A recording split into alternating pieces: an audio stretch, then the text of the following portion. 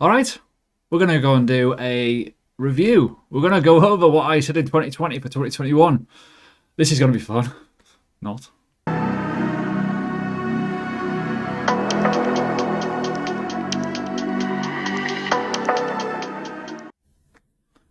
Hi everyone, welcome to the channel. If you're new, subscribe, bell button, leave a like. It majorly helps. Now, hopefully the audio's okay. Trying to get the audio system working so you can hear some of my commentary back in the day. But we're going to go over what I did and what's coming next week.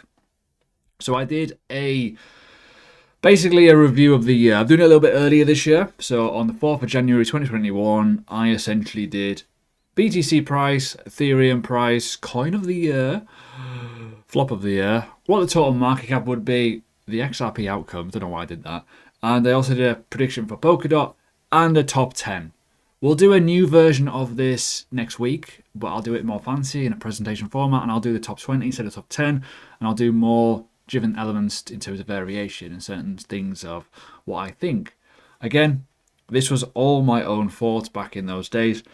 I only know roughly what the title says, which says $50,000 for BTC and $2,000 for Ethereum.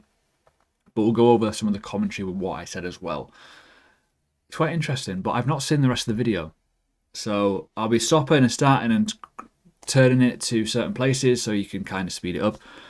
So yeah, I'm not looking forward to going to the top 10. I'll be honest with you. I definitely think I've lost on some of those. Definitely. Let's find out. So, hello. Before we start, I think it's fitting to do this. Let's bring back the hat. It's been a while. I do still wear them. So if you ever see me in public and you see someone in a hat, there's a good chance it's me because not many people wear these bad boys. So, hello. Let's crack on. So, here's the video, okay? Now, I know roughly where this time frame kind of goes in terms of the first timestamp, in terms of knowing roughly what sort of thing happened. And we'll go over towards it in terms of BTC. I believe it's like 2 minutes 46. This is where I kind of get to the point of like starting the video. Because it makes sense, right? So let's see what I said. The reaction video is going to be, I believe and feel that Bitcoin will hit $50,000 at some point in 2021. That is my overall bias. Now, what I mean by that is I know that the importance of halving, scarcity, the institutional buyers that are buying. Now, some people might be thinking that's really, really reserved compared to the stock to flow model. But I've already said that I don't think the stock to flow model works in that way. The stock to flow model works in terms of scarcity and how it works in terms of demand, etc. But having that axis with pricing makes it a bit more far-fetched. Really, is it going to keep doubling every year? Probably not. If you start doing the maths in about 20 years time, it's supposed to double every year. It's gonna get a little bit silly. So yeah, I still stand by that. I was one of the first people to mention it, first people to talk about it. I talked about it on a podcast as well. I thought it was like, yeah, it works in terms of scarcity factors, numbers, time, all that good stuff, but putting like times and actual month points to it and time with, you know, monetary value, it gets a bit too much. And I think that's one thing as well why the market's crumbled a little bit currently now. But me saying $50,000, I'm not going to... We'll look at the comments. We'll look at the comments at the end. Some people were like bathing for blood. Even on my Twitter when I did this video at the time, people were not happy. But we move on. So I'm going to go and find the Ethereum bit. I don't know where that is, so bear with me.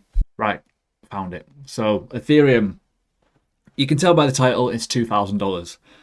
Maybe I was a little bit too cautious, a bit bearish because of the fees and stuff like that, and certainly the the uncertainty around Ethereum 2.0. I still believe though, and I'll be honest with you, I still think that majority of these gains in the monetary value is due to the BTC price. Yeah, now we're looking at an all-time high level of almost Ethereum / BTC pair. But throughout the year, it was quite low. And obviously BTC went to quite high levels. So it's interesting to kind of look at that. But realistically, though, only being 1x off isn't too bad in the grand scheme of things, considering what the price predictions were. Yeah. Stupid thing. Will hit $2,000 over the course of this year. He'll probably do it pretty easily, but I want to be quite reserved. I don't want to get people excited about it and jumping balls deep. the gains on those are actually relatively small in terms of it. They look big in terms of, oh my god, $2,000 Ethereum, oh my god, 50,000. But reality is the money is further down the tree. Yeah, I still believe that too.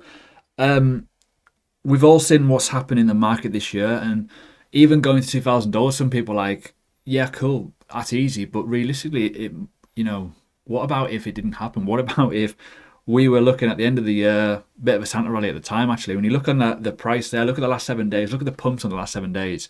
I was saying Ethereum's going to go up even more.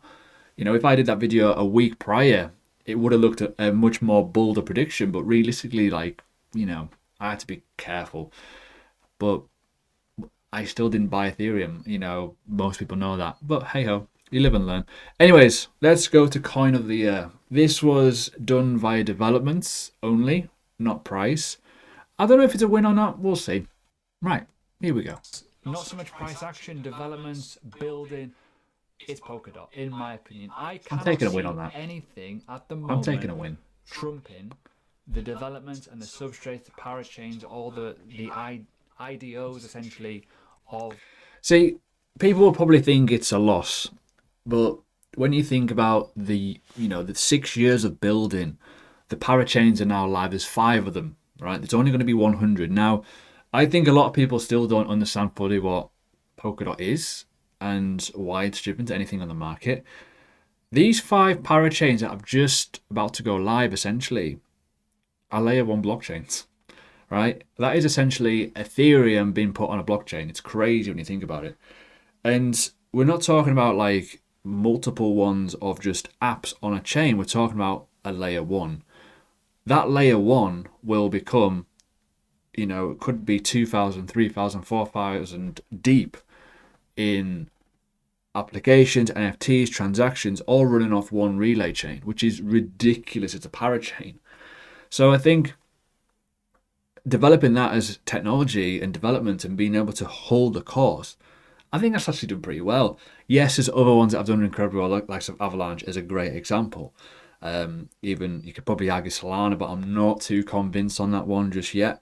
You've got Phantom that's done really well. Luna has done incredible. There's all kinds of assets out there that have developed into something brilliant. But I think the way that I've kind of stated this, I think they stuck onto a course and they didn't vary from it.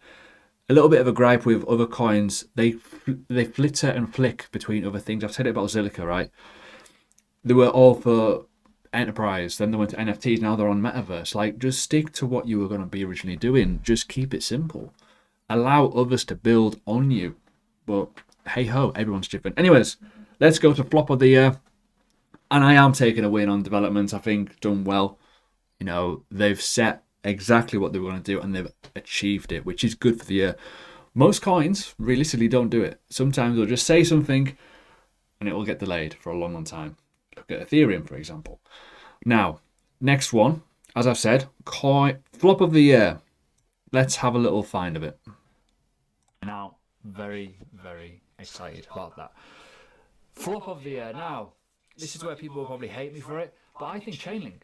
I genuinely think Chainlink will probably fall a bit this year. I only say this because of 2 reasons, and I think it's vitally important in the space. Overall, they're struggling right now in terms of price growth and action. The likes of Litecoin, the likes of Ethereum, the likes of Polkadot, all these coins, even Cardano, have pretty much eclipsed what happened in August, September time when Chainlink went to $20.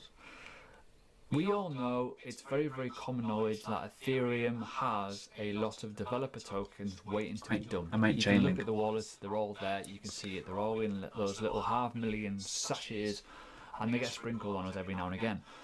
The other element is revenue. There is no revenue model yet. Now, I asked on my Twitter about this yesterday, got a lot of good answers, real good answers, and I do appreciate everyone that took part in that.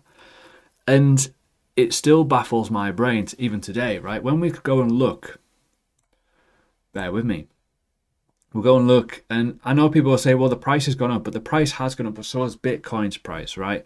When you look at it, it was ranked 10, right? It was ranked 10 then, and now we're at rank 20.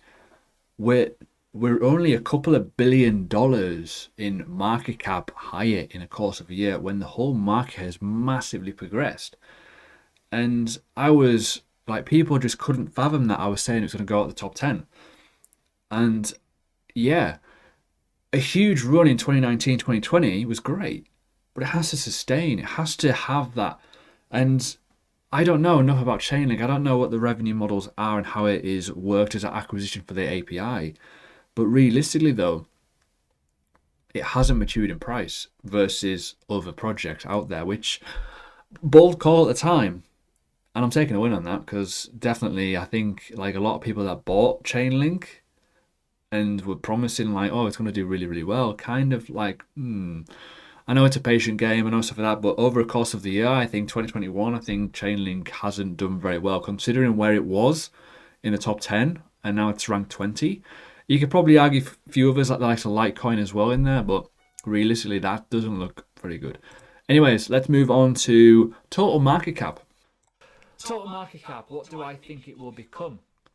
I personally think we're going to be over $2 trillion, which is a nice little gain from now. I would happily take that right now. And I often feel that once it hits over that 1 trillion market cap level, and I know there's more cryptocurrencies here and stuff, and I know Bitcoin's a big share of it, but I do think that 1 trillion market cap will get people to stand up and take notice, and I think I'm taking a win on that. A lot of people thought this was very, very small. And when we look at what the market cap is now, we're at 2.2, nearly 2.3 trillion. You know, back then, we never hit $1 trillion. It was the first time we hit $1 trillion this year, essentially. And to say we're going to double that as well, probably quite a bold call. So I'm pretty happy with that one. I know a lot of people are predicting a lot higher, like 5. I do think we are going to go much higher in the future, but we've got to think year by year here. This is the whole point of it. So yeah, that's my overall opinion on that. I'm going to skip the XRP one because nothing's happened. I did say it would get thrown out. It hasn't, technically. So I'm going to skip over that one. I'm going to do the dot prediction. I did a random prediction on Polkadot. Let's go and find it. Now, in terms of Polkadot, here we go. I've already said I think it's going to do very, very well. And I think a $50 marker will be put on Polkadot, which is giving it roughly a 5x from here. Now, some people may say that's not very realistic, but we don't know what the market's going to throw at us in terms of regulation kind of elements. Obviously, you've got other underlying bodies around the world looking at us and looking at coins. I still stand by that. Considering at the time it was $9 roughly. Yeah, it's a lot lower now, don't get me wrong, but it did hit $55, did all right. And I think probably taking a little win on there. A lot of people, even myself, predicting a lot higher, certainly when things are getting up and running, but we've got to think with the likes of this or even other projects, network effect will take a kind of front seat essentially. We've seen it with a lot of projects recently that more and more things getting built on, layer 1 blockchains. These are releasing the layer 1 blockchains. Then when the layer 1 blockchains are then utilized and are going to be building their own dApps, that's when that network effect will take into consideration and it'll be huge. Anyways, the last bit and the bit that I'm not really looking forward to is the top 10. And it's going to be funny because I'm pretty sure I got like 70% of this wrong. I'm not going to be like trying to do it exactly, but yeah, you'll probably notice. In 2021, let's see how close I am.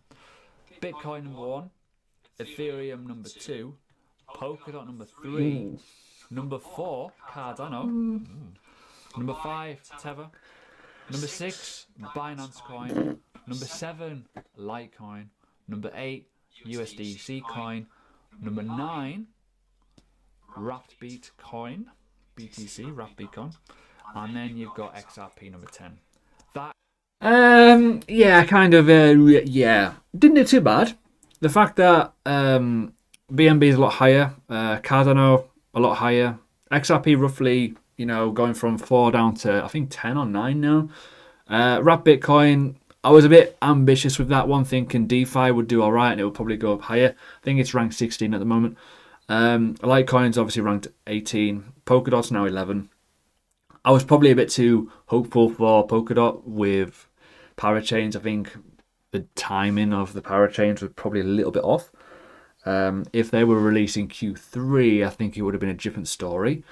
But hey, wasn't a complete car crash. Yes, I would have loved to have picked more. And the fact that a few omissions there, you know, when we're looking at currently, what is it now? Like back in those days, Tether, you know, was still in there. There was no USDC coin, right? You know, when we look at that, I was expecting that to happen, but realistically, you know, the likes of Bitcoin Cash falling out, Chainlink falling out, for example, kind of not too bad overall. I could have been much better, but the current top 10 right now, as we're looking at it, totally different, right? So this is why I say to people about hype and, you know, just being brutally honest here. We need to be careful because in a year's time, we could be looking at this and it'd be totally different top 10 again, right? Which is why we need to kind of have a little laugh and a look and we'll predict certain things. But realistically, not that bad. Yeah, obviously, XRP is 7th, not 9th. But not too far away. It's quite jungled up. But yeah, I don't think anyone would have foreseen the likes of Solana and Avalanche in the top 10 within a year, considering where they've came from. Maybe Luna had some potential to be in the top 20, but maybe not top 10. BNB has obviously done very well at number 3. So it wasn't too, you know, I got a few right, you know, realistically, like I wasn't too far away. Polkadot's probably the biggest fail in Litecoin, but hey ho. In a bull market though, I think, as I said, I think if those parachains did go live a little bit earlier, like a month or two earlier, I think it would be a different story. I think with Litecoin, in a bull market, that usually does a lot better, and it's kind of flopped off a little bit. But yeah, I was expecting Wrap BTC with the BTC narrative of DeFi yields and stuff like that to do well. And I don't think it's done too bad. I think, where are we at? Oh, it's 17. It's not too far away from being in the top 10, realistically. That was a lot lower back in those days, so didn't do too bad. But imagine if I did this video and Dogecoin and Shiba in the top 10. Whoa, that would have been interesting. So there we go. A little bit of a blind kind of reaction to certain things that I've said in the past. Maybe far too biased with my prediction on Polkadot, but hey ho, you live and learn. I will do a new version. There's a much better version of a video. I will do it with like proper bells and whistles. It'll look neat and tidy. And we'll have a bit of fun with it. We'll do the top 20 and I'll pick some new categories that are very, very clean and simple to understand. So I hope you enjoy. And I hope you enjoy having the hat back as well.